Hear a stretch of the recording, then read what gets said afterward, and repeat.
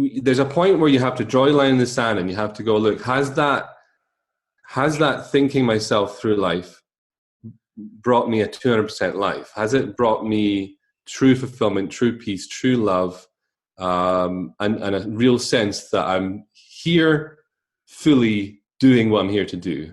Has it brought me that? And if there's any sense of I'm not sure, then that's your answer. And so if you keep doing the same thing over and over again, expecting a different result, that is the definition of insanity. And most of the world is insane because they keep relying on thinking to try to get them out of problems that have been created by thinking. And you can't solve a problem with the same thing that created it in the first place. Hello and welcome to the Mind Detox podcast. Here we're going to discover a new way to think, feel and heal while exploring our spiritual side. I'm your host, Sandy Newbigging, also known as the Mind Detox Monk, because, well, I'm a monk and a meditation teacher, and for the past 15 years or so, I've been working with people from around the world using a method that I accidentally created called Mind Detox. Mind Detox is all about curing the unconscious causes of physical, emotional, or life issues. So stick around if something is going on in your body, emotions, or life, and you don't know why, because we'll be exploring the possible mind-based causes during this or an upcoming episode. As a monk who's written 12 books and meditated for thousands of hours, the topics of inner peace and living in the present moment will most likely be a thread that runs through many of our episodes. So stick around again if you want to stress less and be still more. This podcast includes highlights from my online club and academy meetings, expert interviews, guided meditations, and more. All so that you can cure the cause and master peace.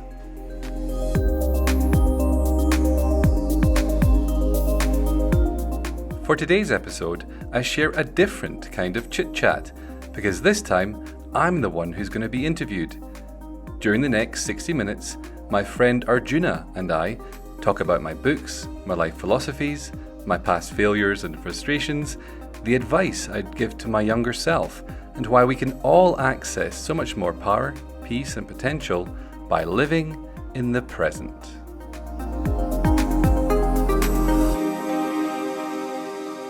Hello, Sandy. Thank you so much for joining me. It's always a pleasure to have you here. Perhaps just tell us who you are, what you do, and we'll go from there. Well, I am a monk, meditation teacher, author, and I spend most of my time doing one-to-one mentoring. And I have an academy where I teach people techniques I've created over the years. And so I do like a combination of, my monk day, which is like, my name is Sutratman, and I teach ascension meditation, which has really changed my life and stuff. And I also create a thing called Calmology, which is kind of almost like often a stepping stone to ascension, or sometimes enough for people, depending on their own personal desires in life. But essentially my passion is about peace and spreading as much of it as possible while I'm here. Cool. Because you've not only you've written something like 12 books. Yeah. That's incredible to me, having written one. Where do you find the time and also the inspiration to come up with so many amazing techniques and so many amazing words to help people? Well, I think at this point I might need to go to Books Anonymous or something. Because I do see there seems to be a bit of an addiction at this point. No, I'm joking. But I find that books give me clarity. They're a massive form of meditation for me. My very first book was an accident. I was just preparing for a workshop, trying to get clear on what I wanted to do with this workshop I was running. And I just started writing, and I called my friend up and I was like, I think I've written a book. And then every time I've sat down to write a book, it's been because I've wanted greater clarity. I've wanted to have a chance to spend a prolonged period of time on a particular subject and see what comes through. I think if you're, I've been doing this kind of work for, 15 plus years. And if you're going to not just be repeating yourself all the time, you need to have space in your life where you can uh, allow new stuff to come through, or new ways of saying old things. And so the books have been a combination of just, a particular topic I've really been fascinated in, or a technique I've created, and I want to help as many people as possible gain access to that technique, whether it's mind detox or mind calm or calm cure or whatever. So yeah, the question was, how do I find the time? It changes, the last few books I've done with Hay House, I've gone away. I've literally, I've gone to America or whatever and just spent like 2 months or so on my own writing. And I found that amazing experience to do. My life is changing. I don't really want to or have the time to disappear, just for a few months. So my most recent book I wrote, in life, which was a completely different experience. And it did require me to have really clear communication with my girlfriend about, I'm writing now and I normally go away. So I'm kind of away, but I'm here kind of thing. You know what I mean? And it was a real lesson in being present and being open to whatever life presents, because, I'm still in a relationship, having a life. And so even though I was in the project of writing, it was a real exercise of, if something else was presented, like, for example, my girlfriend came to ask me something or whatever, I would be willing to change my attention and move over to her or whatever the other task was, which is was a new experience for me, to be honest. But it's a really wonderful thing, writing books. I really enjoy it. I always, when I sit down, it's like the first thought is, what am I going to write about? How am I going to write a book? It's although it might look, oh, you've written 12, so it's easy. It's always a monumental task to write a book.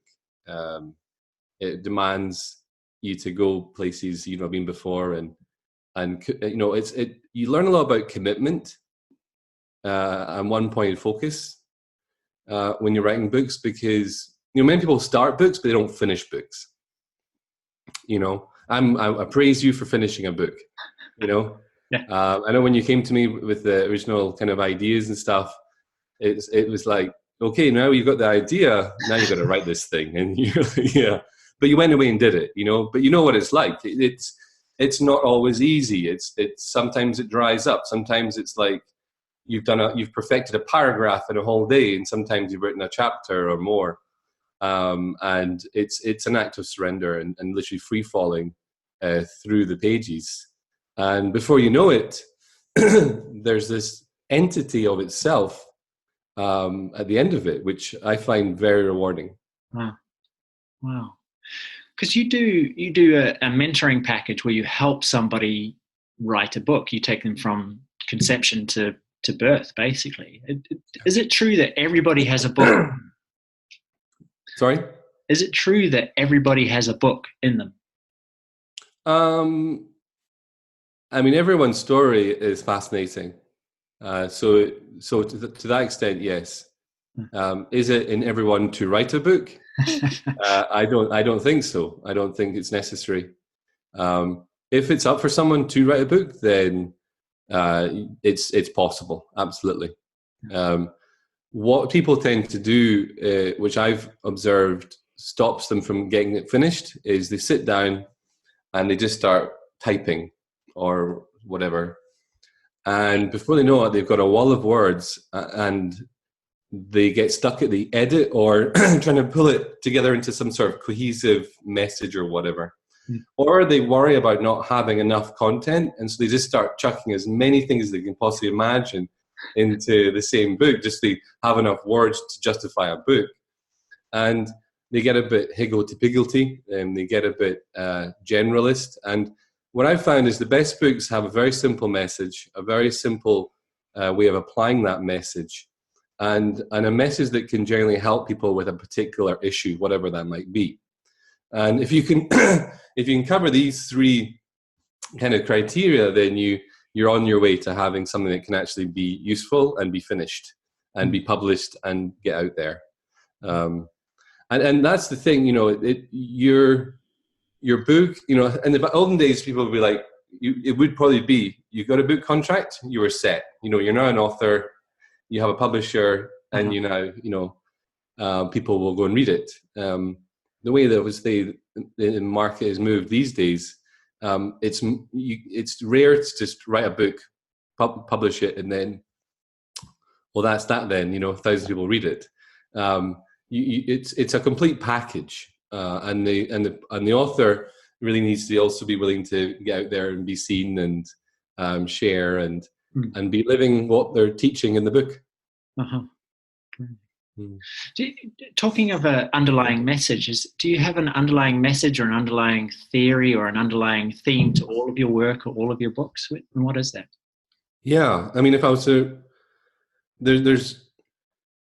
I have talked about lots of different genres. I've talked about goals and manifesting. I wrote a book similar to The Secret before The Secret came out, but it was a much better brand and marketing. I've written on health and healing a lot, and meditation and peace and things like that. Running through the core of everything I write is essentially resolve the root cause. If I was to kind of summarize it in just a few words, resolve the root cause, because often the problem people think is the problem isn't actually the problem; it's a symptom. And so my passion is finding as many different ways to help people go beyond symptoms to actually discover what the real root cause is, whether it's a physical condition or a money issue or a relationship problem or whatever it might be. Stop treating symptoms and discover and resolve the root cause. Now, if you apply that to the different genres that I've worked in, then resolve the root cause gets more specific. So if you apply that to health and healing, then resolve the root cause looks like, okay, people think stress is the cause of illness, but stress isn't caused by stress. Stress is caused by something else. So what's causing the stress? Oh, well, that's a lack of harmony, inner conflict, some sort of unresolved issue or whatever.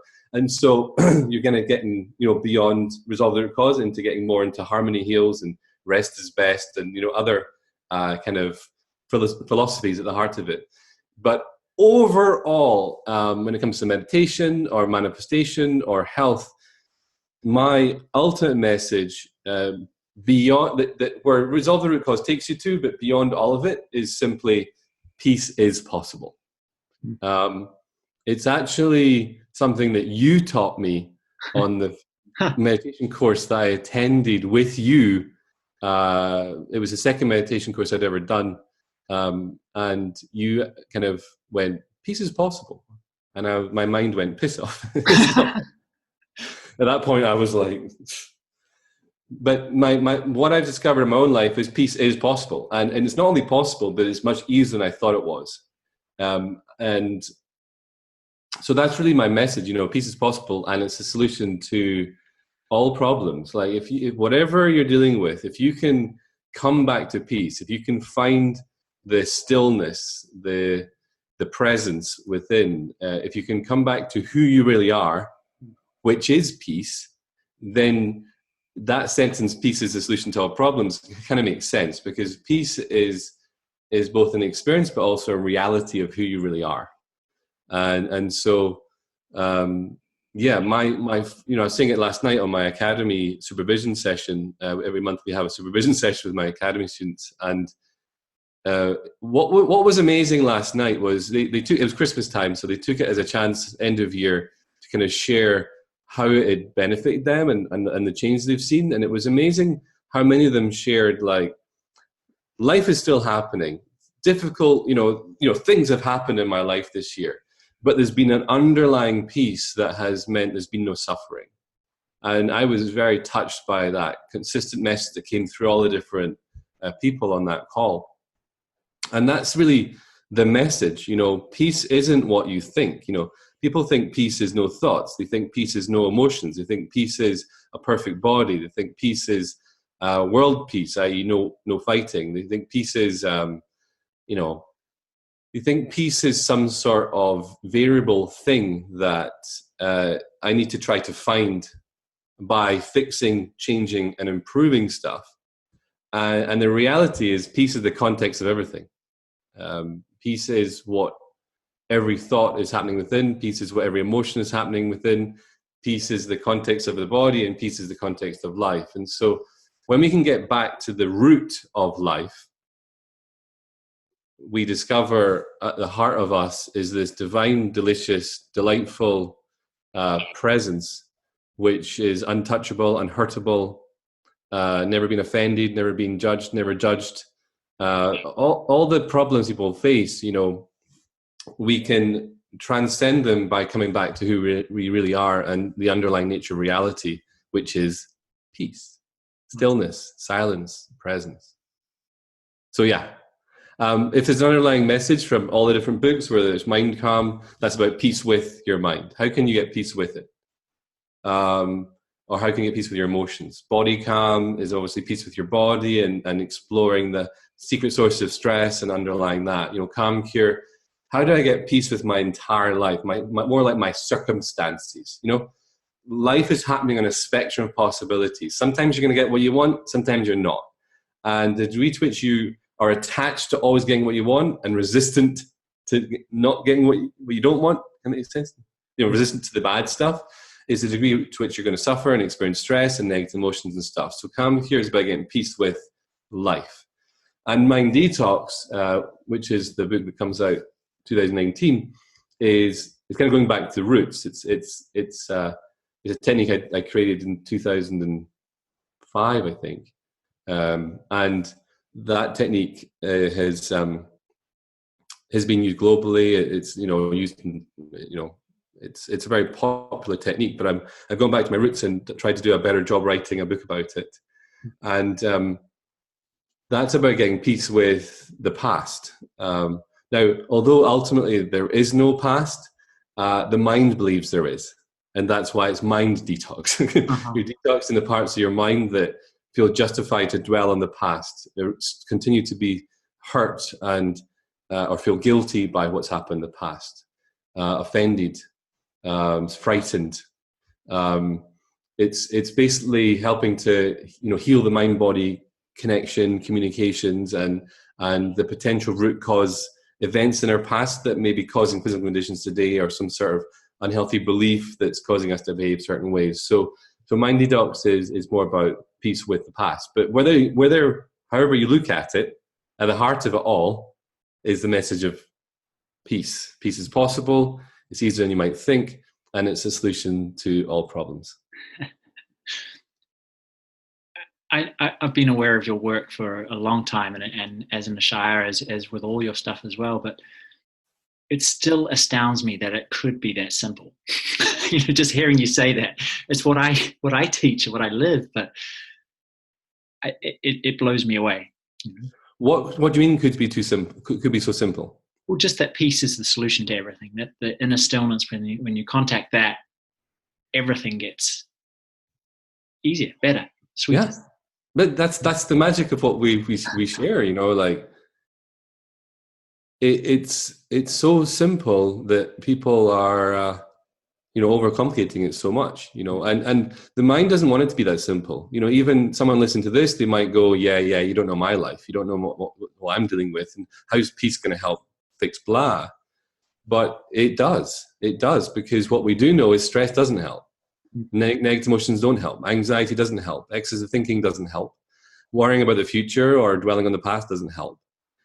These are all things that exacerbate and make the matters worse, or keep us in a problem cycle where we just keep recreating the same thing over and over again because we're focusing on what we don't want. We're resisting what we don't want, and what you resist persists, and what you're attached to tends to be like soap in a bath, kind of slides out your hands.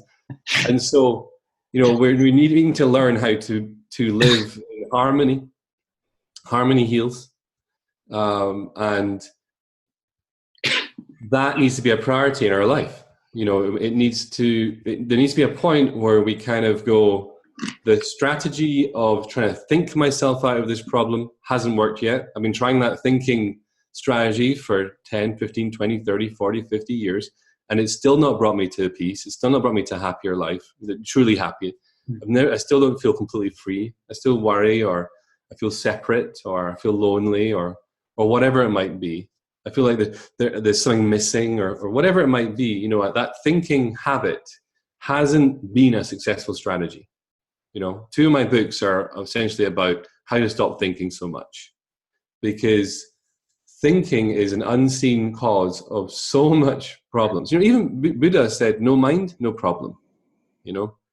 And when I first got motivated to meditate, which was when my life turned upside down and I was experiencing immense stress and suffering, and I was going, you know, so many things were going on, but I was in that, amongst all of that stress and suffering, I still had about 3 to 4 seconds of peace a day, which was the 4 seconds after I immediately opened my eyes. You know, when you, oh shit, you know, that moment just after you wake up in the morning and then your mind kicks in and you remember your day, or you remember what happened yesterday, or you remember what your problems are, or you remember what you're dealing with.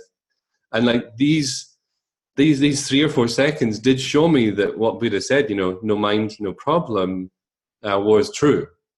The question is, the problem was I didn't know how to, you know, get rid of this thing called the mind, or stop this mind, or I didn't know at that point, but change my relationship with this mind is what, you know, I've since learned is really useful to do. So, you know, there's a point where you have to draw a line in the sand and you have to go, look, has that thinking myself through life brought me a 200% life? Has it brought me true fulfillment, true peace, true love, and a real sense that I'm here fully doing what I'm here to do? Has it brought me that? And if there's any sense of I'm not sure, then that's your answer. And so if you keep doing the same thing over and over again, expect a different result, that is the definition of insanity. And most of the world is insane because they keep relying on you know, thinking to try to get them out of problems that have been created by thinking. And you can't solve a problem with the same thing that created it in the first place. You know, you can try and positively think, but that just try and moves you to a more positive part of the mind, a more prettier part of your mind. But all that is a temporary fix. It's a finger on the pipe, but the pipe's burst and you need to like find out how to turn the faucet off. And so the importance of learning to find peace and stillness is fundamental. And until you do that, you're controlled and governed by conditioning and the past and the mind, and we don't want that. We want to live free. Wow. You use the term living the life you're supposed to live, and it's apparent to me that you're doing exactly that. You have a very powerful, strong sense of purpose and a mission and a life that seems amazing from the outside. And I'm sure it is from the inside too. How did you it amazes me. I go into the garage, I see a motorbike, walk outside, a convertible, I go to my lounge and see a wonderful girlfriend, and I'm living in a beautiful part of Spain with the view to live for, not die for, but live for. And I get a chance to spend every day talking about this, sharing this, expanding my experience of this. And I do wonder, like, you know, how that ended up happening. But do you have a question happening there? I didn't mean to butt in with like, but I don't say that to boast. I say that because I'm totally in gratitude and amazement of it too. Well, I guess my question was, because so many people ask me, how do I find purpose? How do I find my meaning? How do I find the life that I'm supposed to live? Do you have any ideas on that and advice for people looking? Your purpose is constantly knocking. It's just we're not listening. We're talking ourselves out of our purpose all the time. Potentially. I'm not saying everyone is, but I'm talking to that person that's listening to this that might feel that they are. You know, you don't know why you're here. And that's the main thing that I've discovered. You don't know why you're here. You don't know your purpose. You're not here to know your purpose. You're here to be and live and become your purpose. And what I mean by that is if you can get beyond the limitations of the mind, beyond the fears of the mind and the subsequent control of the mind. And if you can just live here, fully here, giving your undivided attention to only what's presented to you right now, then what's going to happen is you're going to bump into your purpose. Because I personally believe that who you are and your purpose are one and the same. So what does that mean? Well, you have thoughts, but you're not your thoughts. You have emotions, but you're not your emotions. You have a body, but you're not your body. You have a relationship, but you're not your relationship. You have a religion, but you're not your religion. You have a career, but you're not your career. You have all these things happening. But you're not them. Why are you not them? Because they're temporary. They're coming and going. And there's something permanent within you that's observing it all. There's something that's you know you have thoughts because there's an awareness that's aware of your thoughts. You know you have emotions because there's an awareness that's aware of your emotions. You know you have a body because there's still certain awareness that's aware of your body. You know, I had a classical injury this year. I chopped my finger off whilst cutting an avocado. I hear it's one of the most common injuries these days, middle class injury, I guess. But you know, I was literally looking at the end of my finger, you know, bit of my finger, you know, sitting on the chopping board. But I was fully intact. You know, my body was missing a bit, but I was fully intact. You know, nothing of me had been chopped off. Yeah. So we have a body, but we're not our body. And we have all these other life circumstances, but we're not that. There's something that's permanent, underlying, and present, and aware of it all. So we have an undeniable evidence, if we're willing to seek out that evidence and explore it within ourselves, that there's always something that's aware of everything happening. Does that make sense so far? No, I don't make sense to you. So, but does it make sense? So what I mean by this purpose and, you know, who you are, and well, it doesn't take a huge leap that if this awareness it's aware and it's always been aware and it's the permanent unchanging aspect of ourselves, even when we're not aware of it, it's still quietly just aware. We must be that consciousness, that awareness. And what if we are here to be aware? What if who we are and what we're here to do is actually that? We're just here to show up and observe this life that is happening. And so what I found is the more I've become aware and present, the more I've kind of, the individual me has dissolved into this oneness of creation, life itself, just this massive aliveness of life. And from here, I'm just observing what's happening right now. I'm observing my hands moving around. I'm observing the pen being picked up. I'm observing this life unfolding. And all along, I thought I was creating this life, but actually I was always just observing it. I was always just observing it. I thought, because sometimes I got what I thought I wanted, I was creating my life. But the more I've explored really being present, there hasn't been an individual me creating this life. It's just an appearance of that individual me creating this life. What's really been happening is life has been happening. I've been observing it, and there's been a mind, you know, a few rows back in the bus looking at the window going, I'm doing all this. What a great job I'm doing, you know. But it's not the case. You know, even science has shown this, that, you know, if you move your little finger, the part of your brain that moves the little finger is already activated before you consciously know you want to move your finger. Does that make sense? Yeah.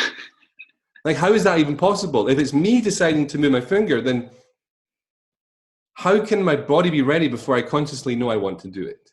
So what's actually driving the bus? And in the more spiritual term, you'd call it thy will. But thy will has always been my will, because there's actually no separation between my and thy. It's just an illusion of separation. So it's always been thy will, but it's not even like giving a power away. Well, it's giving the individual ego's power away, because you have to surrender that to really experience this. But it's not giving your power away to thy will, because it's not a separate will. It's you're one with that creative intelligence, that will that creates the stars and the oceans and the elephants and everything. That will is what's always happening. That's why sometimes you get what you want and sometimes you don't.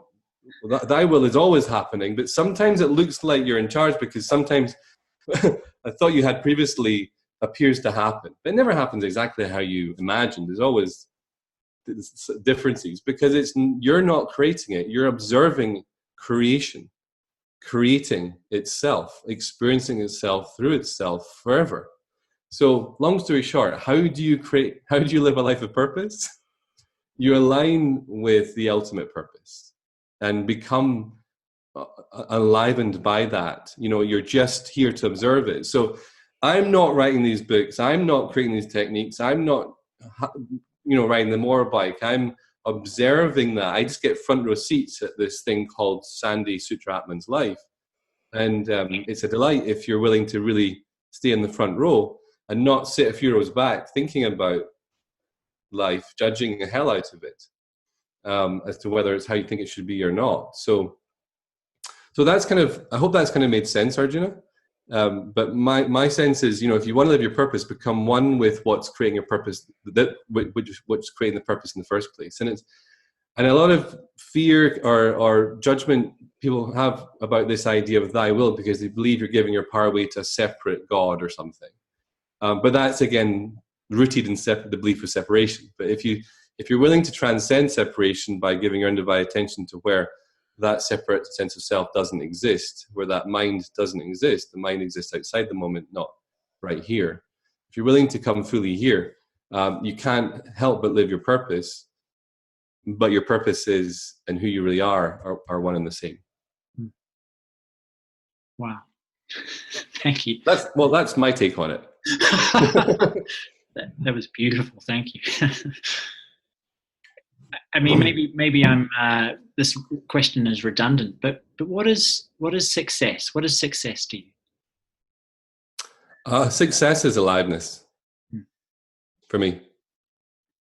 How alive am I? Brilliant. Success is oneness. Success is like, I've always said, well, I've said for the last 10 years or so, that a successful life is one that is loved by the person living it. And that's a quote that came to me a few years ago when I was writing a book, and it's always stuck with me, because it's like, like a successful life, you can have billions of dollars, but if you're not loving your life, I wouldn't deem that successful. I can think you can be completely poor financially, or you can have some sort of illness, or you can have not the top job in the organization, or whatever that, I'm just trying to compare it against classical ideas of success. Mm-hmm. But if you're not loving your life, then I wouldn't want you as my mentor. You know what I'm trying to say? Uh-huh. Who I want as my mentor, and that's why I have the spiritual teacher that I have, is because I respect and I respect love anyone that loves their life. I respect everyone, but I'm trying to say that's a value that I really place highly. So for me, a successful life is one that is loved by the person living it. And if you are listening to this and you go, oh, I'm not loving my life, then I want you to know that love is closer than you might think. It's easier than you might think. It's actually comes from learning to stop thinking, because the minute we move into thinking, we start playing a judgment game, and the mind's wanting to constantly make sense of reality by deciding if something's good or bad, right, wrong, better, worse, positive, negative, and it's wanting to put everything into boxes. And it's even happening now. As I'm talking, your mind's going, is it good? What he's saying, is it wrong? What he's saying, is it better than what I already know, or whatever? So it's just how the mind kind of operates. And that's where a hell of a life comes from. That's where problems come from. That's where effort and stress comes from. Because when we judge something and the mind has judged something and the mind puts something into a box of bad, wrong, worse, or negative, we've got what we call a problem. And when we've got a problem, our mind becomes active, either on problem solver. We feel compelled to think about how to fix this problem. The mind's just created out of thin air. But I'll come back to that if that challenges anyone. We either go into the poor me. Why is this happening to me? It's so unfair. No one else has to deal with this, or whatever. So it's a poor me.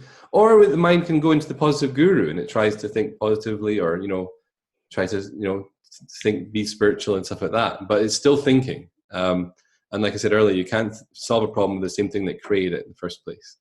So that whole, judgment ends up with problems. We often end up resisting because we don't want it. That creates tension and stress and negative emotions. It's really hard to feel, suffer from anger, sadness, fear, guilt, hurt, grief, anxiety, shame without judging and resisting something first. And so this kind of combination of the judgment game and the resist persist, it leads to one hell of a life, especially if you bring into the mix the attachment, where we believe we can't be happy or loved until something is changed, fixed, or improved, or have achieved something, and so we're constantly striving to experience love later. But if we can transcend these just mind-based habits of judgment, resistance, attachment, and time, essentially, we can discover that actually, all that was creating one hell of a life. And if I can come back to the present moment, I come back to a very heavenly life, one where life is happening, but I don't suffer. I don't. It's just happening, but I don't necessarily experience it as a problem. It's just unexpected or interesting, fascinating. But it's not like one problem after the next. It's like, I wasn't expecting that. Okay, what am I going to do about it? That's a very different reaction to, oh, this is bad, it's wrong, why is this happening to me? I wish I was somewhere else or with someone else or something else was happening. Do you know what I mean? That's not a very comfortable life. Well, it's not very nice. So I'm all about loving life, and a successful life is one that's loved by a person living it. Yeah. And so how do you move towards love? You move away from judgment. Now, you don't try and stop judgment, because that's going to happen anytime you fall out and start thinking, because that's what the mind does. But when you realize you're judging, you're willing to not get caught up with believing, the problem is what what you're thinking about, but you need to see that actually the problem is thinking about something, which is kind of flipping things around. Most people believe that the problem is what I'm thinking about, when actually the problem is thinking itself, because I'm judging it. And so if I can see that judgment, not be the judge, if I can see the judgment and not be the judge, and be willing to let it go and just plow my attention into the place and space and time where the judgment doesn't exist, which is of the present moment, then a love for life can grow very gracefully without any need for anything external to justify that love. So you're talking about a person's own judgment inside their own ears, and you're a public figure, so you get people have opinions on what you do, what you say, everything. What's your advice for someone who feels like they're being judged by someone on the outside? Maybe it's someone in their family, at their work. What's your advice for someone in terms of judgment that comes from an external source? Prioritize your peace. Prioritize your peace. Make your peace more important. Make your peace more important than being loved by everyone on the planet. Know that everybody, until we wake up, is going to be judging the hell out of everything, and that will include you until they wake up. And so just accept that being judged and not liked by people is a completely natural byproduct of them being asleep. And if they had a choice, they wouldn't be living in judgment, they'd be living in love. So they don't want to be judging, they don't want to be hating, they want to be living in peace and love, but they don't know how to do it. And so when you recognize, if given a choice, people would choose peace and love and happiness, but they don't know how to, then you stop taking offense and you start moving into compassion. You start seeing that, they would rather not be in that hole. And it doesn't help them for me to get in that hole and suffer with them and judge them back for judging me. That's just like mental. And so that's what most people do. They get judged, and then they judge the other person for judging them, and it's just the mind just bounces off itself until the end of time, literally until you wake up and go beyond time.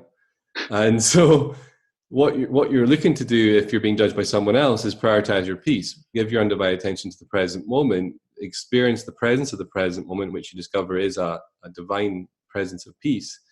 And be the peace that you want to see in the world. Be the love that you want to see in the world. And if you're being judged, that's your invitation to ramp up your prioritization of peace and ramp up your attention on the presence of the present moment. If that is your invitation when you're being judged, because if you can be still and clear and hear at that moment in time, their judgments are just going to burn up in the presence of truth. And they're going to quickly see the illusion within their thinking. They're going to see it quicker because it's not going to be bounced back by your judgment in your mind. So it's kind of a funny way of looking at it, but my best advice for if you're worried about the people judging you is don't judge their judgments, because you're just doing the same thing as they're doing to you.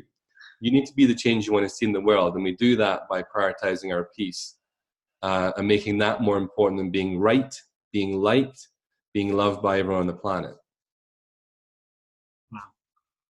That's my take on like that. You're right. You know, some people are going to be lovers, some people are going to be haters. They're not doing it intentionally. I was bullied a lot at school, and so it was a big thing I had to transcend personally to be more of a public figure, almost, if that makes any sense.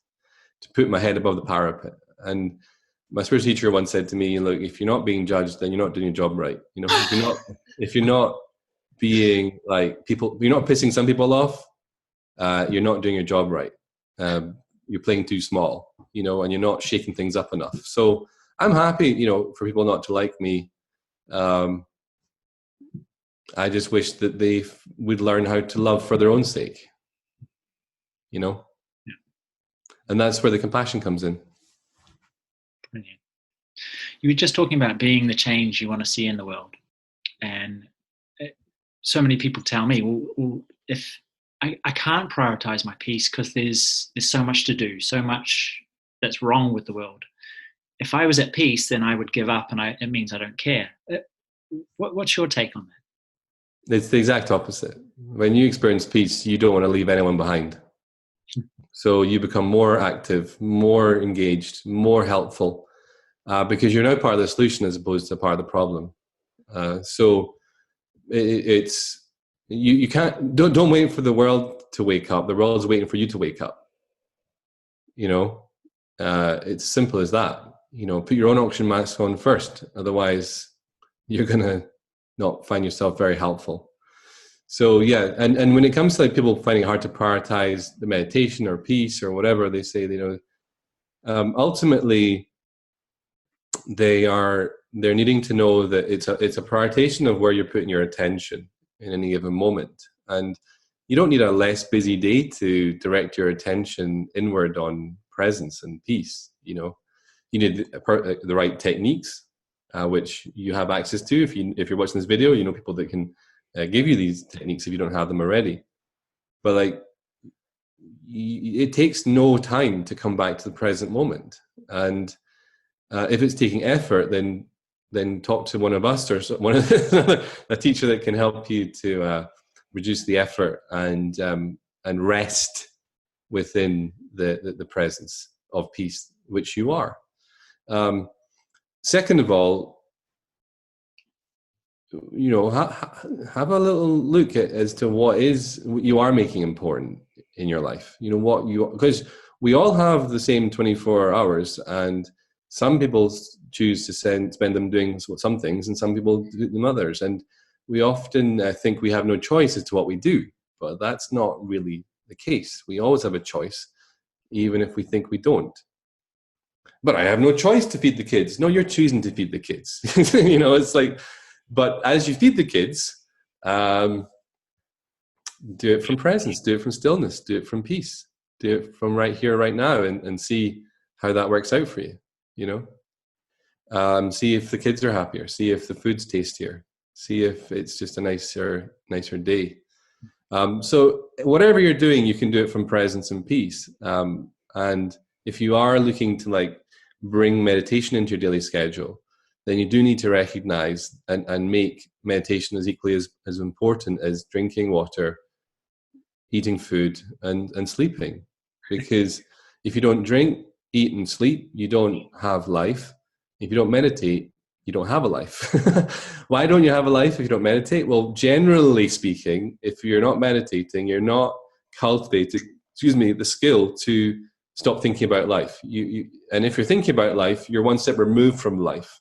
You're thinking about life, but you're not actually experiencing life, like we talked about earlier in this call. So you're really looking to prioritize your peace and recognize that actually that 20 minutes 2 or 3 times a day or whatever to meditate and close my eyes is equally as important as sleeping, eating, and drinking enough water, because it's built into the fabric of what's required for life. It might sound a bit extreme, but that's just my opinion on it. Cool. Before we were talking about success and fully living and loving the life you live, do you have a favorite failure, a favorite mistake? By that, I mean something that fundamentally shifted you, changed you, woke you up, something like that. Oh my God, I've got so many. That's what everyone says. Is it a favorite failure, or just a favorite, like that was not what I was thinking was going to happen, but it ended up turning out really good? Yeah, exactly. Yeah.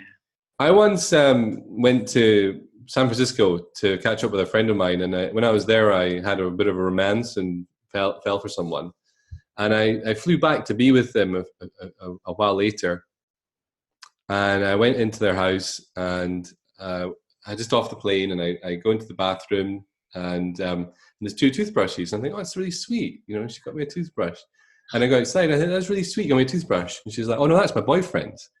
And I was like, but she's like, yeah, we can still have fun.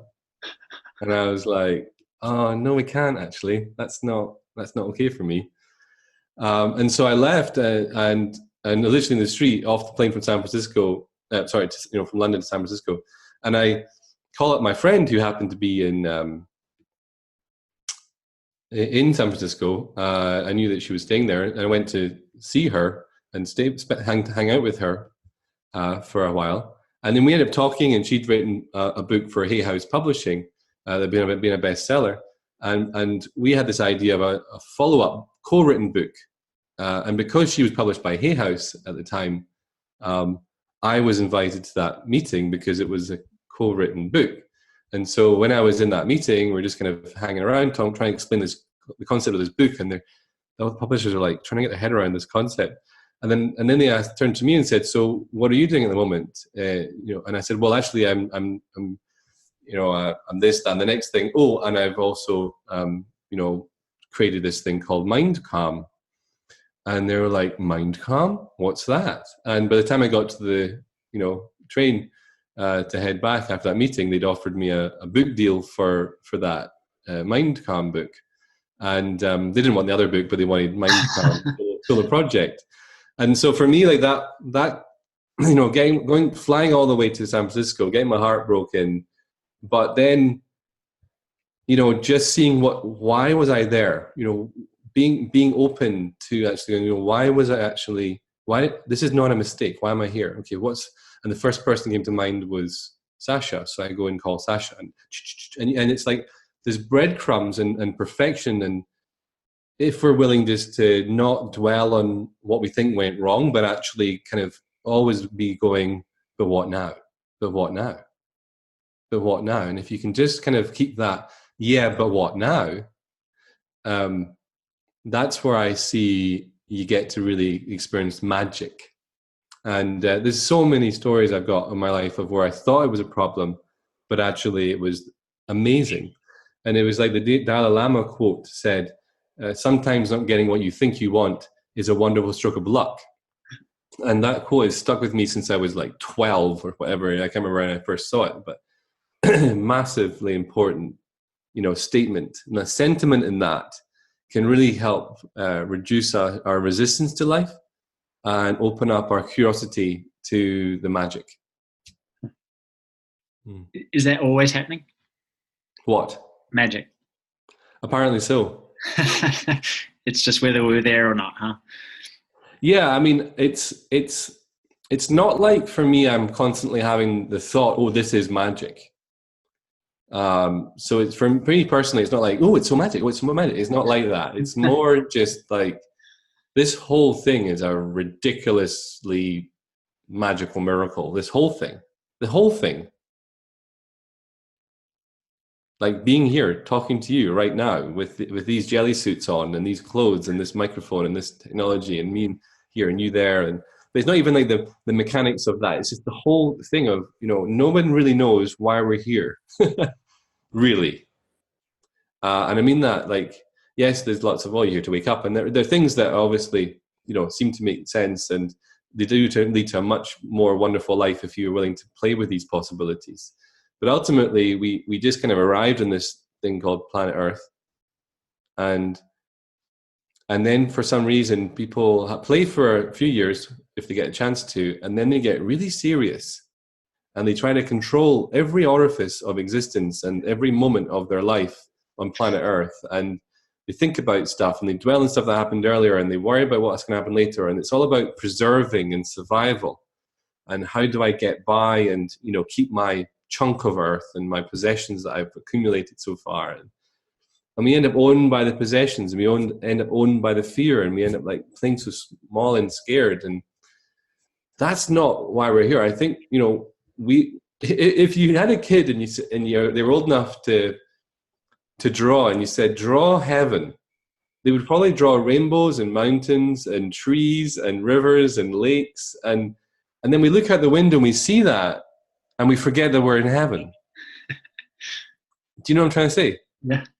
Yeah. Like we are here. We already arrived. Like we got the golden ticket. We got through the gates, but we need to actually, now that we're here, there is a price to pay to enter fully into the kingdom, and that is your undivided attention on the present moment.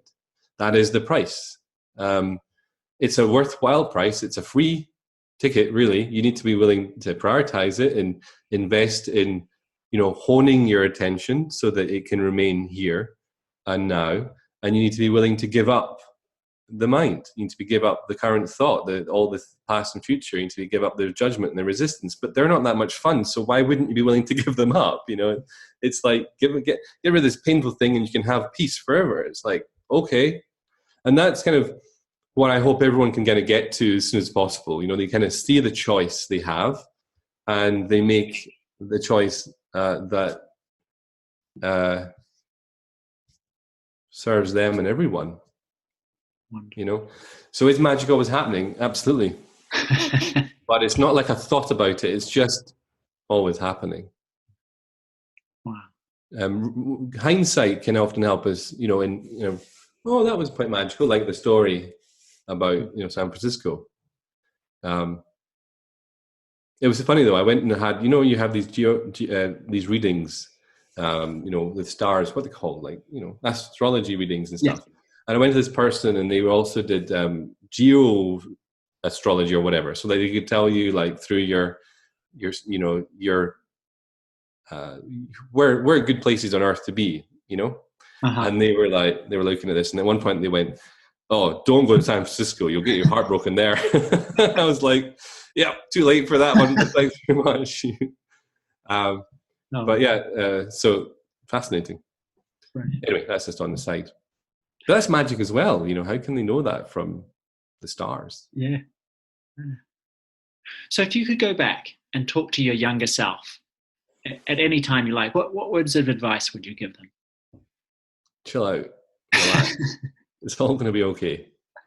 It's all working out. Honestly, it's all fine.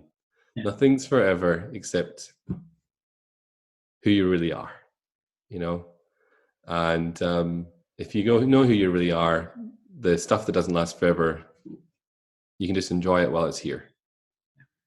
And that's what we're here to do. That's what I mean. Like, it's front row seats, get undivided attention.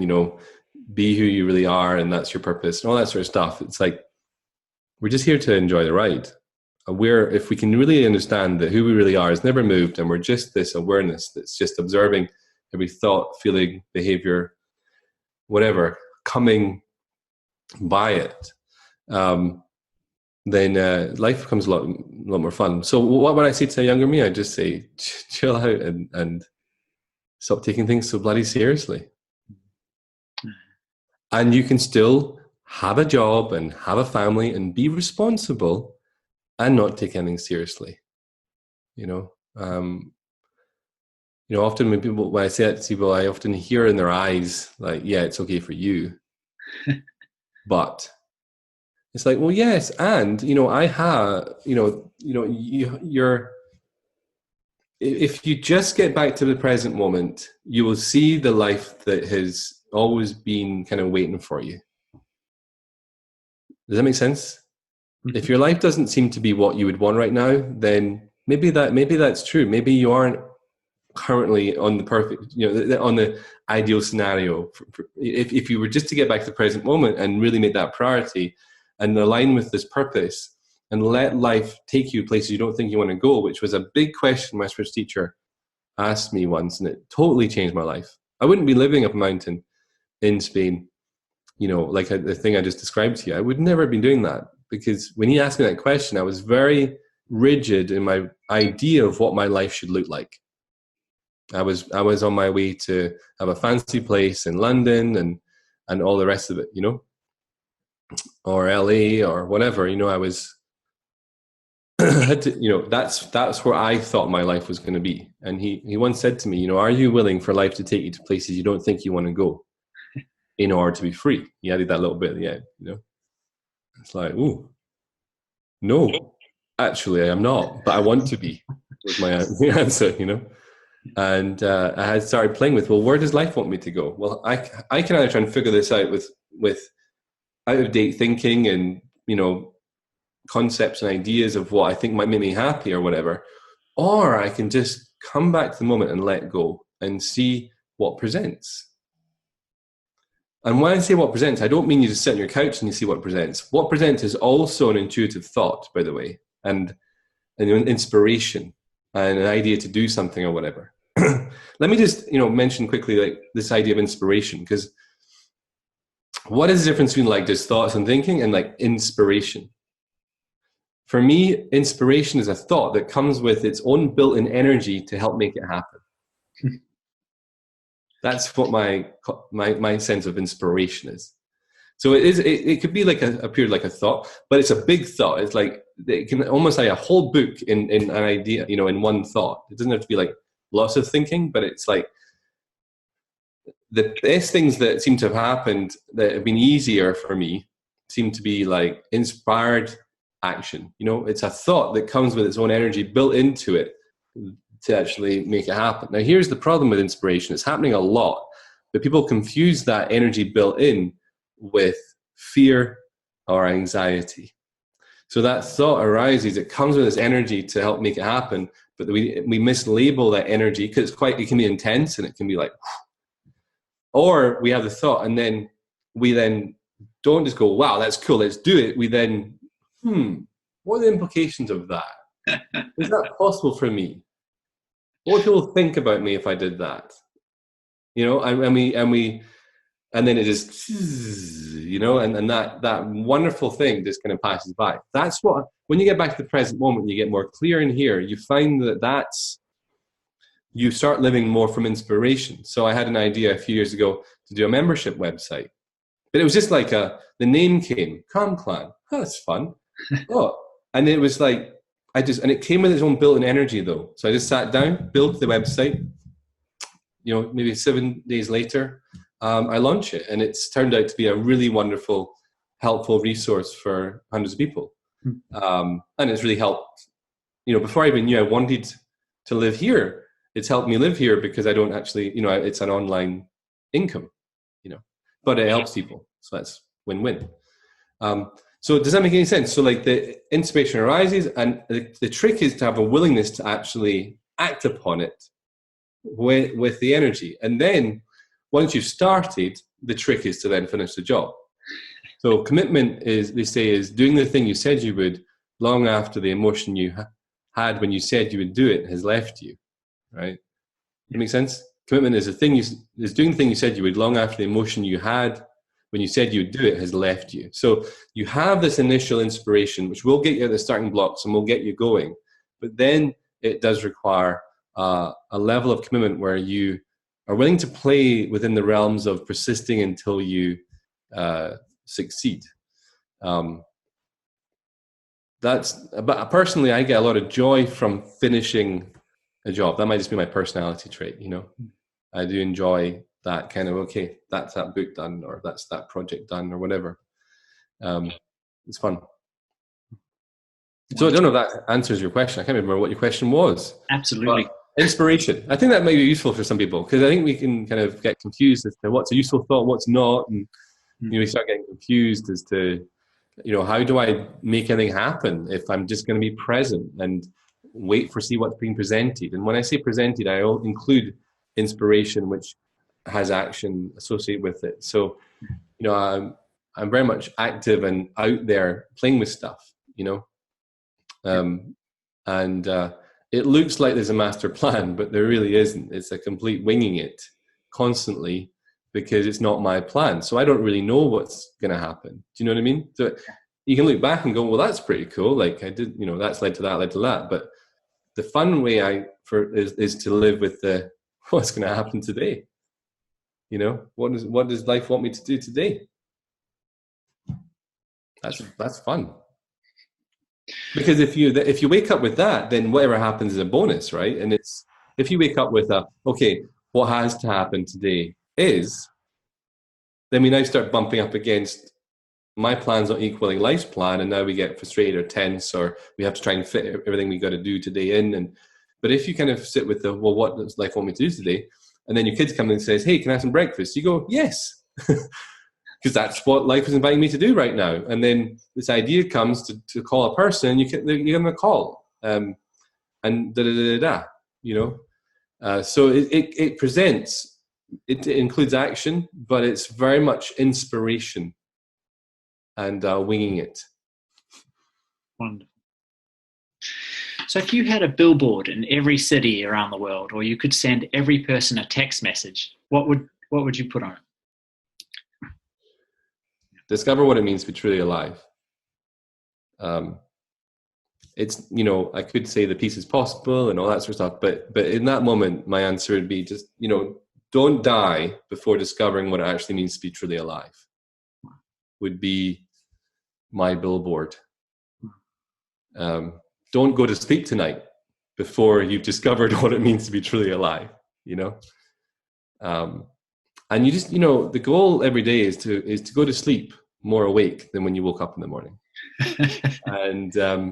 And that's like, for me, like a really fun thing to play with. And to do that, you have to be open to letting life show you where you are asleep, where you do fall asleep, where you do react, react is a reaction, but you know what I'm trying to say, like where you do get triggered or dwell on certain things or have special thoughts that you find very attractive.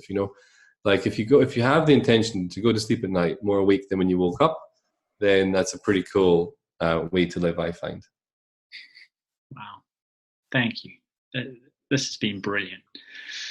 I've really enjoyed talking to you today, and it's, you brought out things that I don't normally get to talk about, so hopefully that's a big reflection on you too. It's been thrilling, and thank you so much. We'll press stop now, and we'll talk to you again soon. Lots of love, guys. Yeah. Bye for now.